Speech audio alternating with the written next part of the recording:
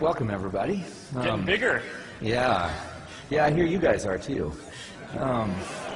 Okay, so these are the questions that I was curious about, and I think they'll be the questions you guys are curious about too. I'm going to ask a lot about the very early days of Facebook. We were just talking about them in the back. It was fascinating. I sort of wish you could have heard it. We'll do our best to try and reproduce it. So here's a question that might be a little bit difficult. How long before 2004 could something like Facebook have succeeded? Like, what was the last thing that was needed to fall into place? Could someone have done it in 1995 or 2000? Yeah, no, it's an interesting question.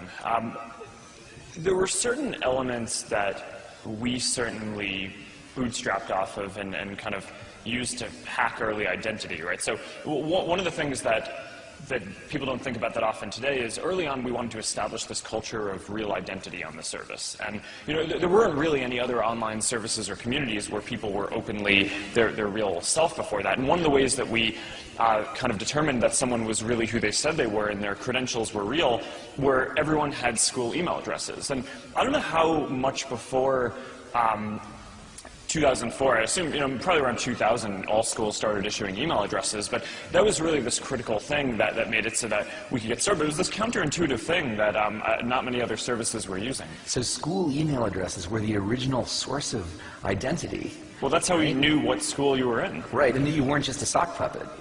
Because you can't just get the school to keep creating new email addresses. Yeah. So it made it so that people couldn't sign up for fake accounts, right? Because people typically only have one school account. So being able to bootstrap off of that was this really nice early thing that helped us establish this culture of real identity. And once we got to a few million people or 10 million people where that culture was established, it was able to bootstrap into something that was much bigger that kept most of that culture, even though now, obviously, most people in the world don't have emails that are issued by some institution that vouches for their identity. Now people log in through Facebook.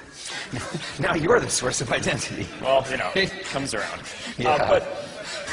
But to your question about when would it have been possible, one of the big trends that we see is that the amount that any individual shares in a given year seems to be growing at this exponentially increasing rate. Right? Zuckerberg's law.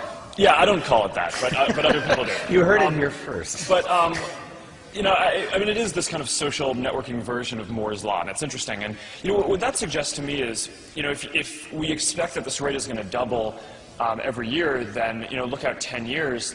2 to the 10th is 1024, right? So 10 years from now, people will be sharing about 1,000 times as many things.